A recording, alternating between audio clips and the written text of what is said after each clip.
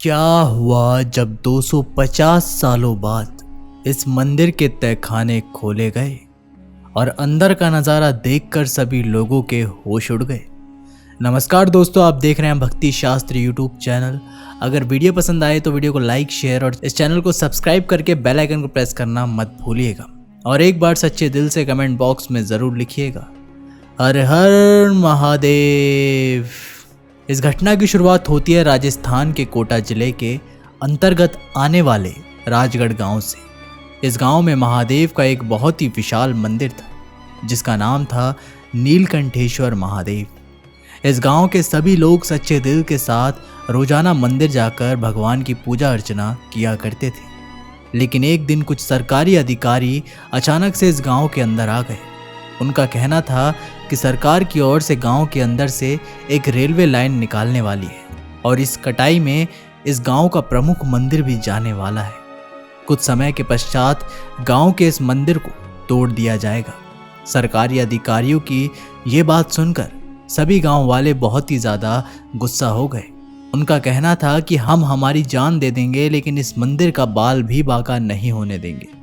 लेकिन सरकार के आगे गांव वालों की एक भी नहीं चली और कुछ ही दिनों में मंदिर को तोड़ने का आदेश आ गया।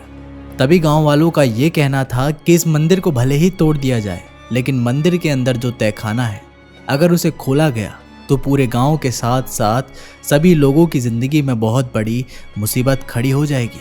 लेकिन सभी अधिकारी इस बात को मजाक समझ रहे थे। उन्हीं अधिकारियों में से एक शख्स था जिसका नाम था विनोद यादव। वो महादेव का बहुत ही बड़ा भक्त था और रोजाना शिव मंदिर जाकर एक लोटा जल चढ़ाया करता था। जब गांव वाले लगातार बोल रहे थे ये तहखाना नहीं खुलना चाहिए तो ये बात उसके मन में खटकने लगी। एक दिन रात्रि को वह गांव के बुजुर्ग व्यक्ति के पास गया और उस मंदिर के तहखाने का रहस्य जानना चाहा। तब उस बुजुर्ग व्यक्ति ने सच बताते हुए कहा कि बात है सन 1750 की। उस समय औरंगजेब का शासन चल रहा था और भारत के अलग अलग शहरों, अलग अलग गांवों में प्रसिद्ध मंदिरों को लगातार तोड़ा जा रहा था और उन्हीं मुगल आक्रांताओं की नज़र हमारे राजगढ़ गांव के इस नीलकंठेश्वर महादेव पर पड़ गई थी।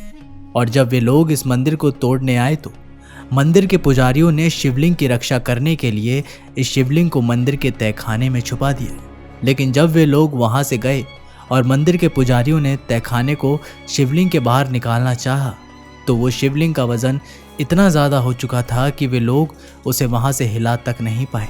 जिसके बाद भगवान की यही मर्जी है ये मानकर वो शिवलिंग को हमेशा हमेशा के लिए तहखाने में ही स्थापित कर दिया गया और किसी प्रकार की कोई समस्या ना हो इसलिए तहखाने के दरवाजे हमेशा के लिए बंद कर दिए गए। इसके बाद से आज तक किसी ने भी उस तहखाने को नहीं खोला है और किसी ने गलती से भी उस तहखाने को खोलने की कोशिश करी तो इसकी भरपाई पूरे गांव को करनी पड़ेगी। अगले ही दिन उस मंदिर के तहखाने खोलने वाले थे लेकिन अब विनोद को यह सारी सच्चाई पता चल चुकी थी। लेकिन वह एक सरकारी अधिकारी था और उसे सरकार की सारी शर्तों को मानना था।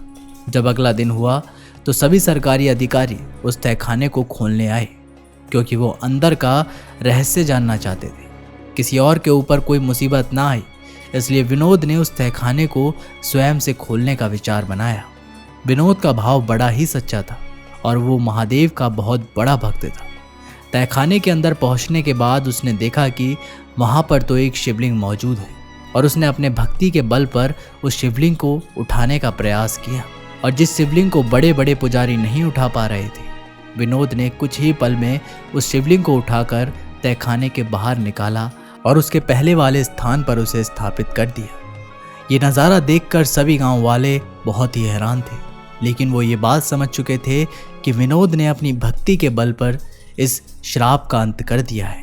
तहखाने के अंदर से जो शिवलिंग प्राप्त हुई थी वो काफ़ी पौराणिक लग रही थी।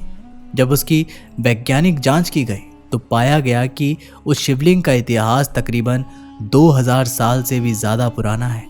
जिसके बाद उस नीलकंठेश्वर महादेव मंदिर को ऐतिहासिक धरोहर माना जाने लगा और देश विदेश से कई लोग वहाँ महादेव के दर्शन करने आने लगे, जिसकी वजह से सरकार को भी अपनी योजना को बदलना पड़ा और उस स्थान से रेलवे लाइन निकालने का काम पूरी तरह से निरस्त कर दिया गया।